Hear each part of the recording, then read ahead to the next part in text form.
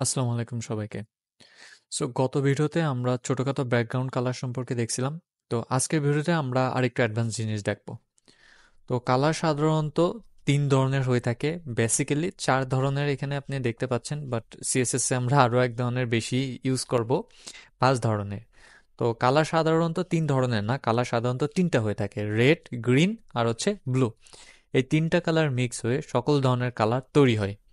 তো সর্বপ্রথম আমরা যদি আরজিবি কালারগুলো নিয়ে কথা বলি, অর্থাৎ আরজিবি নিয়ে কথা বলি, আরজিবি হচ্ছে একটা স্পেশাল কালার ফর্মেট যেটা আমরা এখানে ব্যবহার করছি। দেখেন, আরজিবি, আরজিবি ৭৪, ৭১, ২৫৫ এভাবে আমরা ব্যবহার করছি। সো আরজিবি মূলত প্রথমটা রেড, মাঝখানে একটা গ্রিন, তারপর একটা ব্লু এর সমন্বয় তৈরি। হ্যাঁ, তো এখন আপনাদের মনে প্রশ্ন আসতে পারে যে এটা কেমন ধরনের, কেমন কথা, ঠিক আছে? তো ধরেন আমি এখানে একটা বডি নিলাম, বিওডিওয়াই বডি। হ্যাঁ, বডির ভিতর আমি একটা ব্যাকগ্রাউন্ড কালার নিলাম, লাইক আর জিবি। হ্যাঁ, আর জিবির ভিতর আমি এখানে আর জিবি নেওয়ার সাথে সাথে এখানে দেখতে পাচ্ছেন যে রেড, গ্রিন, ব্লু ৩টা কালারের এখানে সংমিশ্রণ তারা দেখাচ্ছে। হ্যাঁ, আমি যদি এটাকে সেভ করি তাহলে কিছুই হবে না। অর্থাৎ কিছুই দেখাচ্ছে না। ওকে, নাও রেড, গ্রিন, ব্লুর ভিতর ৩টাই যদি রেড, গ্রিন, ব্লু থাকে তাহলে সেটা হচ্ছে হোয়াইট হয়ে যায়। হ্যাঁ, এখন এই ভ্যালুটা আমরা কিভাবে নির্ধারণ করব? এই ভ্যালুটা, আরজিবির এই ভ্যালুটা সাধারণত ০ থেকে ২৫৫ পর্যন্ত হয়ে থাকে। যেমন আমি যদি ০,০,০,০ দিই, হ্যাঁ, এটা হচ্ছে আরজিবি এবং এটা হচ্ছে সম্পূর্ণ ব্ল্যাক। আই এম সরি, আমি মনে হয় রেড সিলেক্ট করে ফেলছি কোনোটা। হুম, ০,০,০,০ এবং আমি যদি সেভ করি, দেখেন আমি সম্পূর্ণ ব্ল্যাক একটা বডি পাচ্ছি। তো ০,০,০,০ এটা হচ্ছে সম্পূর্ণ ব্ল্যাক, এবং আমি শেষেরটা বলছিলাম হচ্ছে ব্লু, অর্থাৎ শেষেরটা যদি আমি ২৫৫ করে দিই, দেখেন একদম কমপ্লিটলি ব্লু। আবার যদি আমি মাঝখানেরটা ২৫৫ করে দিই, মাঝখানেরটা হচ্ছে গ্রিন, তো আমি সম্পূর্ণ গ্রিন একটা এনভায়রনমেন্ট পাবো। হ্যাঁ, আবার আমি যদি এটাকে হচ্ছে, এটাকে জিরোই রাখি এবং এটাকে হচ্ছে আমি ২৫৫ করে দিই অ্যান্ড সেভ। সো এটা হচ্ছে জাস্ট মানে কি বলে, জাস্ট রেড। ওকে, সো আমরা কি দেখলাম, আমরা যদি, সো আমরা যদি একটা নিউ ফাইল নেই, COLOR colour name dot HTML। তো আমরা একটু ডিটেলসে দেখবো, একই সাথে আমাদের প্র্যাকটিসটাও হয়ে যাবে প্লাস আমাদের দেখাও হয়ে যাবে। তো আমরা একটা ডকুমেন্ট নিলাম, হ্যাঁ, এবং এখানে বললাম যে এইচ টু আর জিবি COLOR কালার। হ্যাঁ, এবং আমরা একটা পি ট্যাগ নিলাম এবং এখানে লিখলাম যে আর আর জিবি এবং ব্রাকেট স্পান, স্পানের ভিতর আমরা জাস্ট আর জিবি নিই। এরপর হচ্ছে স্পান, স্পানের ভিতর আমরা লিখলাম হচ্ছে রেড। হ্যাঁ, তারপর এটা এখানে হচ্ছে কালার হবে red, STY style, COLOR colour হচ্ছে রেড। হ্যাঁ, দেন হচ্ছে আপনার পরেরটা হচ্ছে আপনার গ্রিন। তো আমি একটা স্পান নিলাম, এখানে STY style colour green, GREEN green. হ্যাঁ, এবং আমি এখানে নিলাম যে জি GREEN গ্রিন। হ্যাঁ, এবং এরপরটা আমাদের কি ছিল, স্পান। অ্যাগেন আমরা স্পান নিলাম। হ্যাঁ, এখানে হচ্ছে BLUE ব্লু। এবং এখানে হচ্ছে আমাদের স্টাইল, স্টাইল হবে BLU, sorry, style colour blue. Okay, now এটাকে যদি আমরা ওপেন উইথ লাইভ সার্ভার করি, দেখেন RGBতে আমরা ৩টা কালার পাবো। এবং ৩টা কালারই ৩ ধরনের জিনিস নিদর্শন করতেছে। একটা হচ্ছে,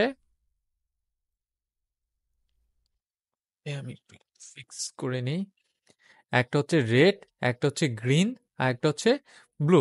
হ্যাঁ, আর জিবি সাধারণত ৩টা কালারের সমন্বয়ে গঠিত হয়: রেড, গ্রিন আর হচ্ছে ব্লু। তো রেডের ভ্যালু হচ্ছে 255। আমি যদি রেডের ভ্যালু এখানে লিখি, রেডের ভ্যালু হচ্ছে 0 থেকে 255। হুম, অ্যাগেইন হচ্ছে আপনার গ্রিনের ভ্যালু সেম 0 থেকে 255। আর হচ্ছে গ্রিন 0 থেকে 255, অ্যান্ড হচ্ছে আপনার ব্লু 0 থেকে 255। প্রত্যেকটার ভ্যালু হচ্ছে 0 থেকে 255, তার মানে প্রত্যেকটার 0 থেকে 255 পর্যন্ত আপনার রান হতে পারবে বা কাজ করতে পারবে। ওকে,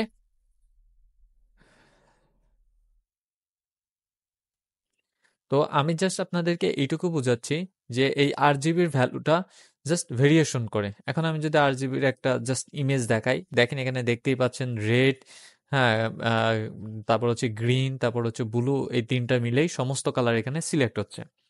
তো এখানে আরো বিভিন্ন ধরনের জিনিসপত্র আছে, বিভিন্ন ধরনের ইমেজ আছে, চাইলে সেগুলো আপনারা দেখতে পারেন। জাস্ট RGB কালার লিখে সার্চ দিলেই আসবে। তো RGB কালারের পর আরেকটা কালার আছে যেটাকে আমরা কি বলি, হেক্সাডেসিমাল কালার। RGB কালারে তো ভ্যালুটা হচ্ছে আপনার just RGB red green blue এই তিনটা, অর্থাৎ 255 জাস্ট এরকম। আপনি চাইলে RGB কালার এইভাবে আপনি ইউজ করতে পারেন। তো হেক্সাডেসিমেল কালার হচ্ছে এই RGB কালারের মতোই, কিন্তু হেক্সাডেসিমেল ভার্সন। হ্যাঁ, এখন RGB কালারের মতো হেক্সাডেসিমেল ভার্সন, আপনি মনে করতে পারেন যে এই জিনিসটা আবার কি। তো হেক্স মূলত জাস্ট এফ মানে হচ্ছে 16, 16 দ্বারা নির্দেশ করে হচ্ছে আপনার জাস্ট হোয়াইট। হুম, তো আমি যদি হেক্সাডেসিমেল কালার ভ্যালুস লিখে সার্চ দিই, তো এখানে দেখতে পাচ্ছেন যে 0 থেকে 9 পর্যন্ত রিপ্রেজেন্ট করে, বাকি 11 থেকে 16 পর্যন্ত এ থেকে এফ দ্বারা রিপ্রেজেন্ট করে। এটাই হচ্ছে হেক্সাডেসিমাল কালার। হুম, অর্থাৎ আপনি এখানে 0 থেকে 16 পর্যন্ত, এ থেকে এখানে ছবি দেখলে আরো ক্লিয়ার হবে। তো ছবি দেখলে আপনারা বুঝতে পারবেন যে আসলে এটা কিভাবে কাজ করে কালার প্লেট।